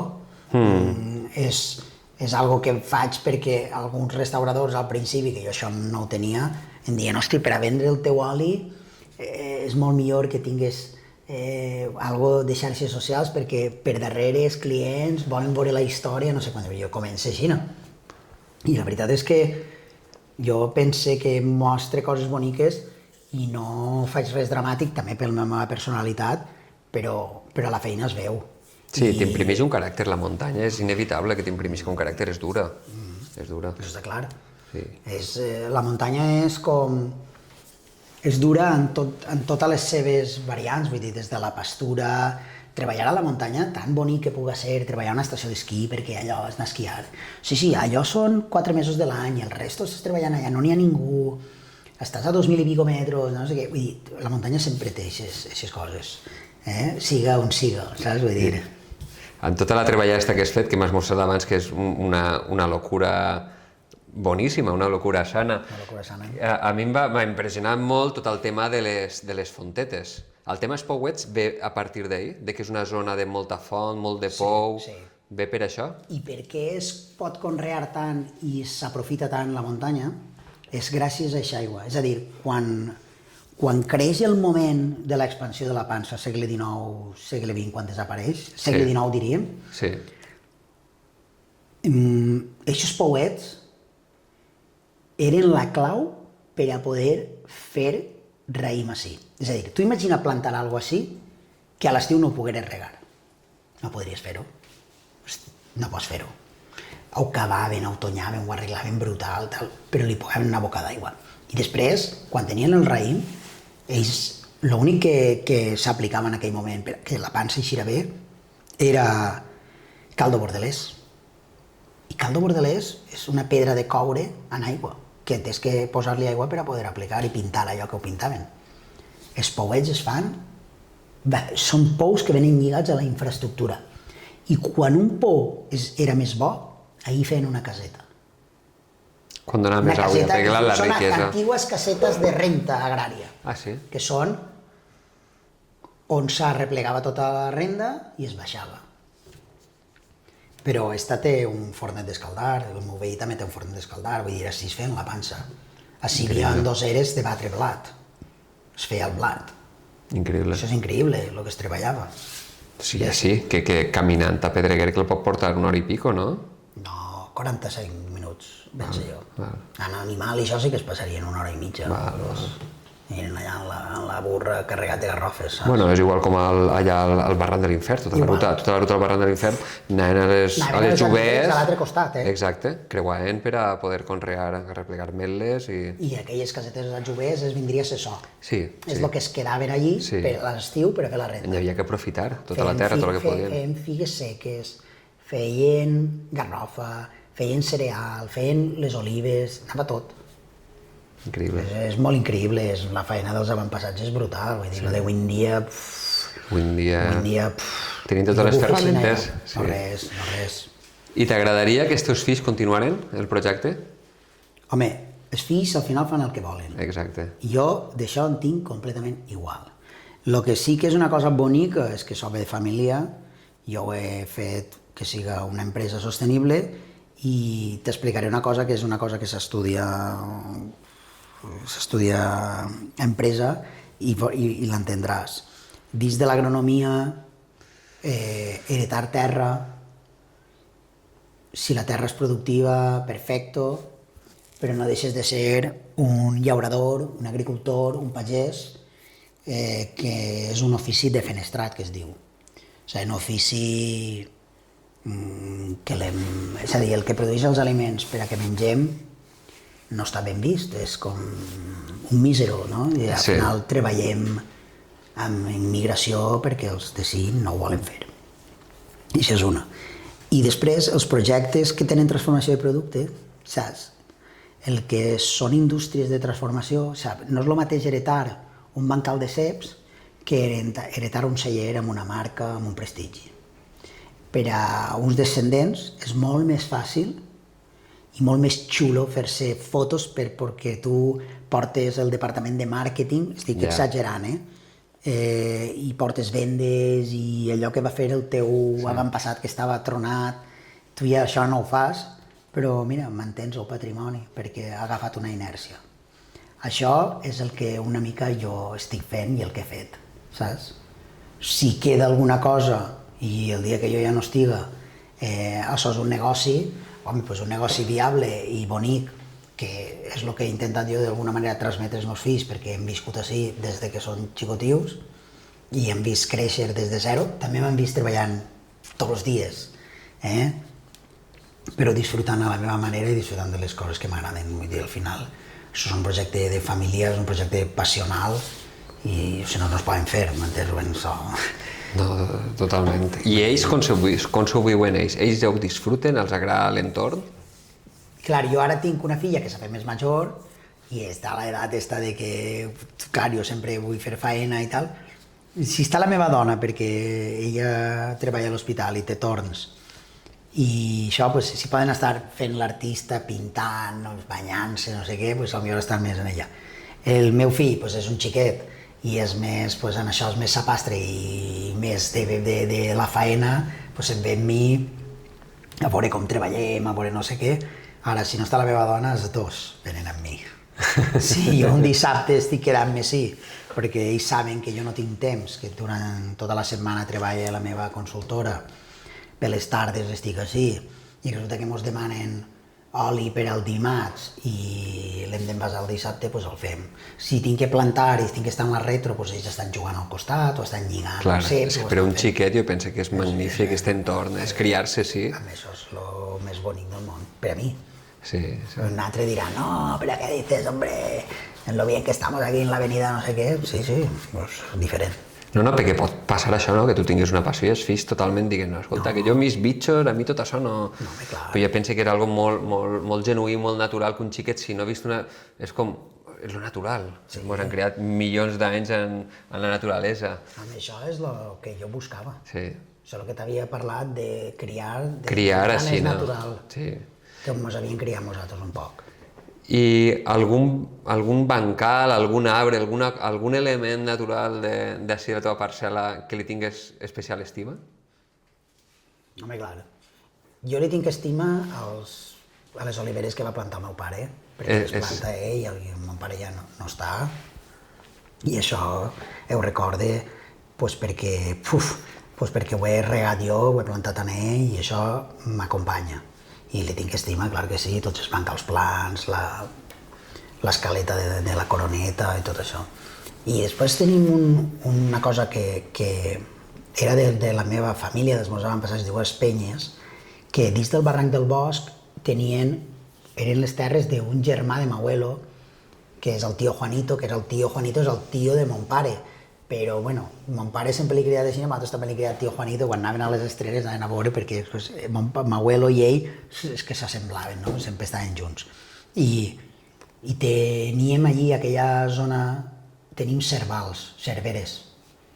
I això és una planta molt d'una zona mediterrània ombria, com si diguéssim, també és de l'Atlàntic, vull dir, per la nostra, els sorbus nostres de sí, li tinc estima. De fet, tinc les vinyes i tinc unes quantes cerveres que estan dintre. Això és així baix, no? Així el coco ese que fa... Això m'agrada molt, saps? I això són coses que sempre dic, bueno, això... A més, les coses són les que també el mouen a avui anar obrint més bancals i anar fent més coses. Home, en aquest moment el teu acte està seriós ja, Sí, perquè ja tinc el número, saps? Llavors ve un home i em diu, ostres, que és el veí teu, ho ha vist, m'ha vingut una notificació, doncs ho compraries? Clar, tu dius, verga, és que no és comprar-ho, és que no té escriptures, és escriturar-ho, és fer eixa addició d'herència per a poder fer l'escriptura, és pagar l'impost de successions d'aquestes persones, és després fer l'escriptura de compra-venda, fer la compra-venda, pagar l'impost, anar a registre, perquè primer has anat a registre d'allò, registre teu, demanar una avaluació d'impacte ambiental o una declaració responsable per a fer aquest canvi d'ús de patrimoni forestal, reconvertir-ho a lo que ja era. Hòstia, després entres en forestals, es poses a treballar, tallar espins, treure espins. Tu mires les feines que t'estic dient abans de posar això en ús. Després, treure tota la fusta, tallar-la a trossets, treure-ho d'allà, entrar en una retroexcavadora, treure les rels, ruixar en herbicida aquests primers anys per a que això no isca, cavar-ho una altra volta, passar el retobato i després plantar-ho. Ballar-ho perquè no entren els arruïs. O sigui, quan acaba l'operació... Quan encara no has plantat res. Tu no has plantat res. Jo hauria pogut comprar a les zones de Pedreguer i tindria la mateix, que és el mateix que tenim així, doncs que tenim productives, ara avui en dia en tot, productives plantant-se o joves, però el que és agricultura, que no és muntanya, però a mi n'hi ha 120.000 metres, però a mi n'hi ha 140 fanecaes. 140 fanecaes en uns plans d'aguacate, doncs estaria mig guanyant-me la vida també, saps què he dit? Sense fer aquestes inversions de celler i de transformació de producte. Però és que això són muntanyes d'Alacant, això és un patrimoni de muntanya. Això és una altra història. Això és una altra història. Això és una altra història. I què recomanaries a algú que vinga de fora, que vulgui descobrir la Marina Alta, té només un cap de setmana, quin itinerari, què li faries? Què li contaries? Hòstia, és que la Marina Alta té de tot. És molt gran, és molt gran. Té de tot. Jo sempre dic que un cap de setmana és molt poquet, però alguna cosa així... Què coses? Jo penso que la Marina Alta has de descobrir 3 coses. La gastronomia, la part amagada del paisatge. Aquests dos són brutals i pense que has de conèixer la marina més desconeguda. Per tant, perquè tens un cap de setmana. I al tercer dia jo ja et portaria a la platja. Tu imagina el que t'estic dient. O entrellaçar eixa gastronomia en un vora mar i en una muntanya. Els 2 dies que et queden. Jo faria això. Després, és que clar, la marina té no sé, té tantíssim que oferir a nivell cultural i d'activitats, perquè som així oberts, que això ve soles. Però què mostrar, si jo estic al teu espai i al teu lloc, tinc clar que mostraria gastronomia, paisatge. Dins del que és el paisatge pots mostrar perfectament transformació de producte, coses que estan emergint i que estan sortint, que van molt de la mà amb el teu hospedatge, que busca aportar també essència en aquests projectes que al final posen producte dintre d'un envàs i que te l'emportes d'allà d'on tu vens i que pots tornar a somiar en això que has viscut en aquests 2 dies, jo ho entrellaçaria en aquesta marina, no? Saps? Si no tens temps, home, jo et dic, hòstia, anar a menjar a les valls interiors i una a la platja i visitar algun celler nou que emergeix i si et queda un rato veure algo cultural, és la nostra marina, que és el bo que té un poc de tot, en poc d'espai hi ha molta riquesa. I quin és el propòsit del projecte? Hem parlat tota l'estona de sostenibilitat i de més, família... Quin seria el propòsit que tu et fa esclafir? I que et fa tirar endavant? Sí. Per a mi, ara ja que tinc, com si diguem, la superfície, per a mi és, no sé si és guanyar diners, l'altre dia m'ho diu un viticultor de La Rioja, no sé si ganaremos mucho dinero, diu, però beber vino, beberemos. Pues un poc disfrutar de la vida, saps?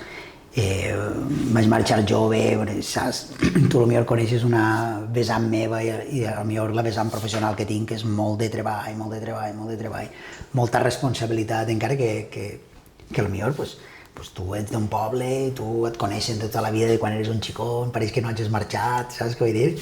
Però he fet coses importants, difícils i de responsabilitat que potser tinguent un projecte propi de producte en el que fem les coses bé i venen a buscar-nos, també és bonic, I per a mi és un poc el que jo vull fer, saps? És com el meu projecte personal. Tinc 2 projectes importants a nivell laboral i el familiar, no? O sigui, jo tinc l'enginyeria, que intenta aportar al nostre territori el que puc, en el coneixement, i sempre buscant la línia de l'enginyeria més de territori, i després tinc el projecte Tossut, i això són els meus projectes. Ara, són 2 empreses i tot és complicat i bueno, que cada dia n'hi ha més burocràcia a nivell de consultora i d'enginyeria. Sí, és bonic fer un producte bo i que vinguin a buscar-te, és preciós, però quantes marques no funcionen i quantes coses no eixen bé, saps? Complicat. Complicat. I tu t'ix bé i dius, t'he eixit bé, doncs potser n'hi ha moltes hores, n'hi ha molt bona idea, perquè al final les idees... No es veu, no? Tot això no... Això no compta. Això no compta. No compta. Jo m'ha agradat moltíssim, bueno, quan m'ha xocat molt les cares d'espenyes que m'has mostrat, m'ha paregut molt xulo, perquè t'has dit, mira-los, que estan mirant tot lo bonico que estem fent. Penses molt en ells, en tot el que fas? Home, sí. El mon pare pensa molt i el meu abuelo també pensava i, clar, mon pare és el creador de so, però ve de l'essència dels penyes, no? I tots li tenien aquest amor. Tots els anys venien així i mos quedàvem... Els huelos pujant... Tots els penyes mig en coma, vull dir, si hi ha un huelos, mos quedàvem així i aquells allò no podien pujar ni les escales per dormir, dormien en terra. Però era l'orgull, no? Era preciós i clar que ho recorde. Mon pare ho recorda molt, perquè si mon pare poguera veure això, perquè mon pare veure...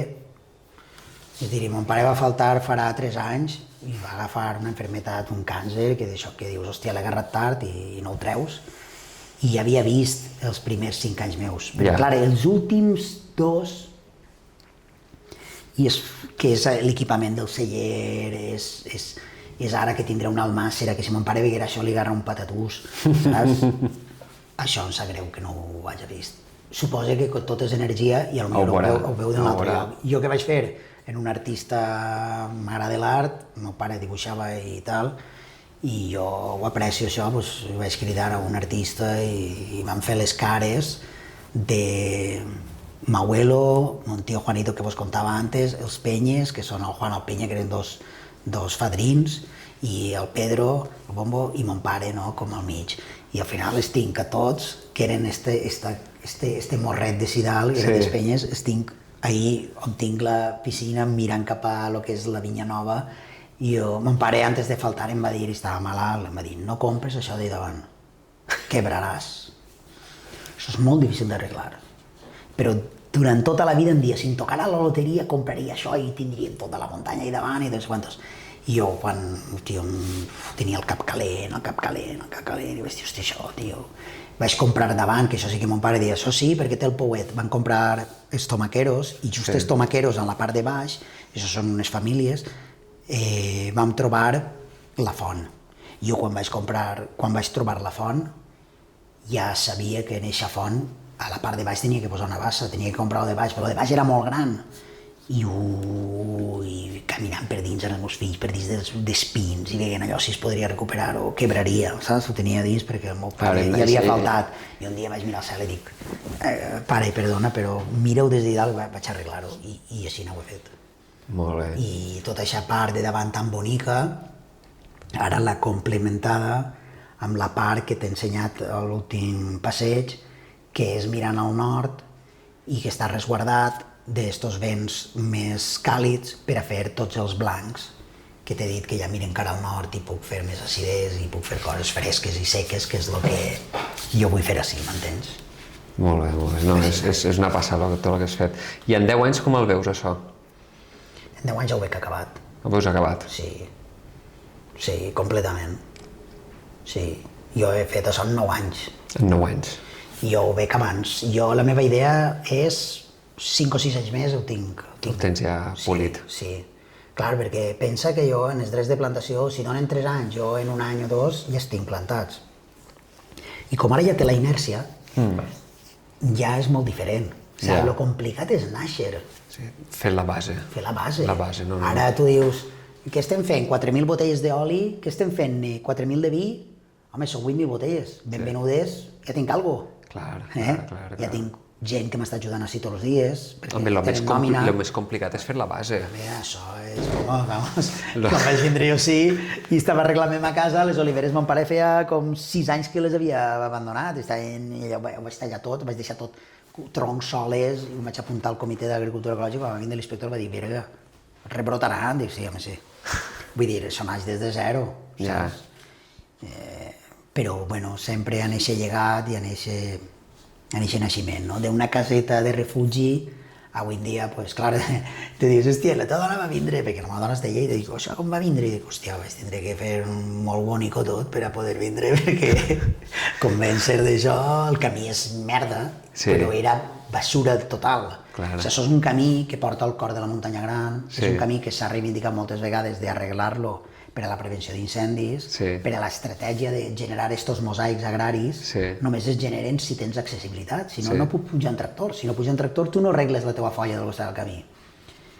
I ho hem lluitat i amb ajudes i tal, perquè, clar, com és molt llarg, doncs costava molt. I els últims anys amb l'Ajuntament havíem fet, sobretot els últims 6 anys, hem fet unes anualitats valorades que, en compte de ser un manteniment del camí, era una millora, anàvem formigant de dalt per a baix, però estem allà un punt en el que ja s'entrecreua el domini públic hidràulic amb el camí, que és el dret de pas. I ahí és la dificultat de fer un projecte que tenim aprovat per la Confederació, però que té infraestructura i té un cost molt més elevat, no simplement formigonar per damunt.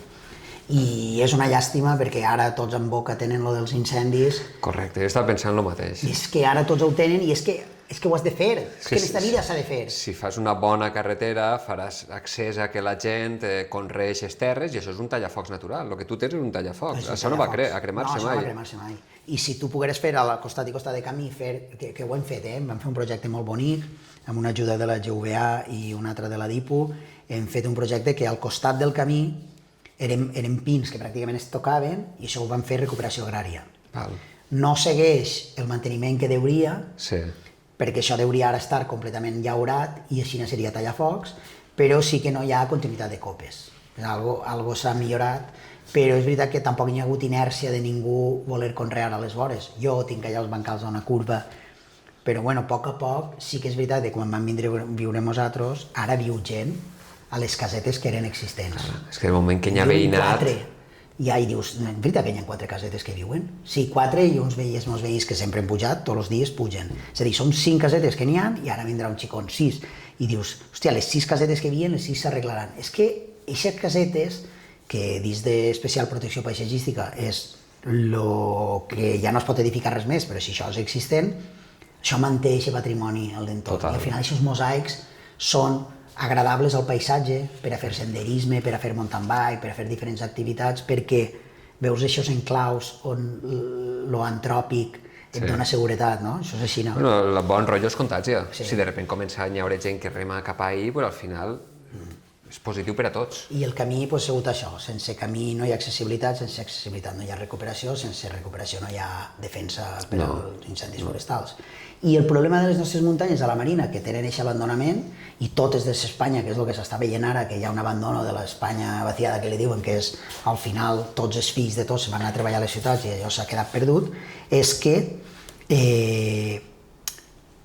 quan es crema no pot parar, perquè sempre té combustible, és a dir, sempre té metge. Sempre. I l'únic que ho para és quan no hi ha combustible. Exacte. O sigui, si tu tens un camí i tens les vores treballades, tu creus que el foc no passa? Sí que passa, però per on passaran els bombers? Per ahir. Per on passaran els hidroavions tirant? Per un costat i per l'altre. Protegeixen els bombers, els mitjans terrestres i ahir tal. Hòstia, fem aquesta labor, què volem? Que es tornen a cremar les muntanyes, tota la superfície dels nostres municipis una altra vegada? Tu saps que estem parlant de desastres ara que tardaran 200 anys en tornar a ser el que eren? És un puto tremendo... Quan es va cremar la vall d'Ebo, dius, és que això, si gara la metxa arriba al coll. On va parar? A Planes. On va parar? A les terres treballades. Clar. Home, i tant. Tot. Planes, Benimassot, tot això era el tallafocs. Per què? pues perquè tenen oliveres, tots tenen metlers que si queden que no se'ls ha llevat la xirella, tenen cireres a la vall, i va ser així. I el que baixava de pego, vull dir, allò tenia una força i una envergadura, Castells ho van parar a la carretera, una infraestructura, és que no hi ha més. Vull dir, voler gestionar els boscos sense fer autocrítica personal, és a dir, que ho paguen els polítics només, la neteja, quan tu tens la teva fanecà que la deixa perdre, que està erm, això és hipòcrita, Sí. No vull ser un desastre... No, però és responsabilitat de tots, és responsabilitat de tots. És de tots. O és que hem de viure sempre... No pots tindre 4.000 persones netejant els boscos, això és insostenible. Has de fer les franges perimetrals allà on existeix la periodicitat màxima, els punts estratègics de defensa allà on es pot d'alguna manera previndre que es podran sufocar i després tindre facilitat per a que persones terceres, els mantenedores de l'agricultura, els jardiners del territori, puguen treballar. No ho fem, no passa res, estem això que tenim. És el que tenim, sí. És el que tenim. I ja per acabar, la Marina Alta, com veus el futur de la Marina Alta en 10 anys? I quines coses haurien de fer per potenciar en allò que creguem? Hòstia, 10 anys pot ser molt, molt pronte. Pot ser molt pronte? Pot ser, vull dir... Va pressa tot, Va molt a pressa, però jo penso que la Marina Alta no ha trobat el seu punt d'equilibri, val? Jo penso que la Marina Alta, jo ara parlo des de la meva vessant més tècnica i que treballa per a moltíssims ajuntaments, i jo penso que la Marina Alta el punt mort no l'ha trobat, és a dir, la capacitat de càrrega comarcal no la tenim. O sigui, nosaltres, mentre tinguem aigua i recursos vinguin de fora, estem acollint a tots. No estem direccionant-la per a diferenciar els visitants, és a dir, aquí tot el que entra bo és. Pensa ja que tenim dificultats amb subministrament d'aigües en alguns municipis, pensa que tenim un problema brutal amb les aigües fecals, és a dir, en la capacitat de gestionar aquestes aigües en els moments punta no la tenim. Pensa que el recurs sanitari no és suficient per a poder sostenir els estius en aquesta afluència de persones, i això no cal que... Te parlo d'una part tècnica, però és lògica aplastant, que diríem. Sí, es multiplica la població. I no queda sol ni habitatge possible per als nostres fills, cosa més trista en la puta vida que ens ha passat, perquè d'un altre país en sous molt més elevats i que són capaços, perquè tenen una cultura molt diferent, menys familiar, menys mediterrània, menys de comboi, i són capaços de vendre la seva panaderia de tota la vida, donar-li una part als fills i vindre aquí i comprar-se amb aquesta panaderia i aquesta casa que han venut al seu país, comprar-se un apartament i viure full equip, en la dificultat de que l'apartament que fa 30 anys valia, posem-ho en euros, 60.000 euros, avui val 250.000. I la nòmina, que antigament guanyaven 900 euros, que guanyaven 150.000 pessetes, ara guanyen 1.150. No pot pagar això. I per tant, estem acabats en quant a curt termini. Com la veig? Veig que la Marina Alta es repensarà a mesura que siga insostenible viure amb ella, econòmicament, socialment i ambientalment. I puc acabar d'esta manera perquè va lligat a lo que seria la sostenibilitat del meu projecte. Té sentit, perquè la comoditat també el porta a abandonar. Home, clar. I la dificultat. De què acaben tants productes i tants comerços locals? De què acaben? De la comoditat de comprar a un únic lloc? Sí. De què acaben, si no? D'entrar a comprar-te una escombra per a granar i acabar comprant-te pa perquè has d'anar a una panaderia. O al revés, anar a comprar-te un producte que sí que és d'hipermercat, com era un sabó, i comprar el pa i comprar eixa escombra que antes la granera que l'haveres comprat antes a la ferreteria del poble. I això no és ni menysprear, ni és el model que ens ha portat això, però acabarem repensant-lo a mesura... Sí que hi ha que repensar, no és tan complicat de repensar. És entendre quina capacitat de càrrega pot suportar la Marina. La que tenim, més o menys. Simple, és simple. I després tot això es regula, la cosa més complexa és posar d'acord els ajuntaments i regular l'urbanisme, que és el que porta la gent a vindre al nostre espai. Això és molt complicat. Hi ha molts interessos... Els interessos econòmics són molt forts. Molt forts. Per tant, com la veig? Que arribarà al punt de desequilibri, segur, perquè matemàticament una cosa de la enginyeria és que tot es demostra numèricament, si no ho pots dir, jo no ho puc creure, però numèricament la comarca té una capacitat de càrrega. Igual que jo li faig a la capacitat de càrrega ramadera que pot tindre un espai i puc dir-te hi caben 60 ovelles o en caben 600, allò és una funció matemàtica, saps? I és una mena de sigmoide, fins que trobes la sigmoidal i et quedes ahí. I tornes a baixar, per a trobar el punt més òptim de com funcionem els humans, O sigui, n'hi ha plagues que són exponencials, logarítmiques, n'hi ha molt. Cicles. Nosaltres són sigmoidals i ens regulem per falta de recursos, per catàstrofes, no sé què, al final es falta dificultats, per dificultats, sí, al final. I clar que vindran, si ens quedem tots sense habitatge, si al final acabem treballant tots per a aquesta gent que ha vingut al nostre territori, que són benvinguts, però que avui en dia ja no fem més que ser els jardiners d'ells, ser els perruquers d'ells, ser els caixers d'ells. Quan estarà a la nostra terra? Hòstia puta, repensem alguna cosa, Ho han malvenut. És fàcil de dir, malvenut seria la paraula, que és la que es gasta, però era impossible sucumbir.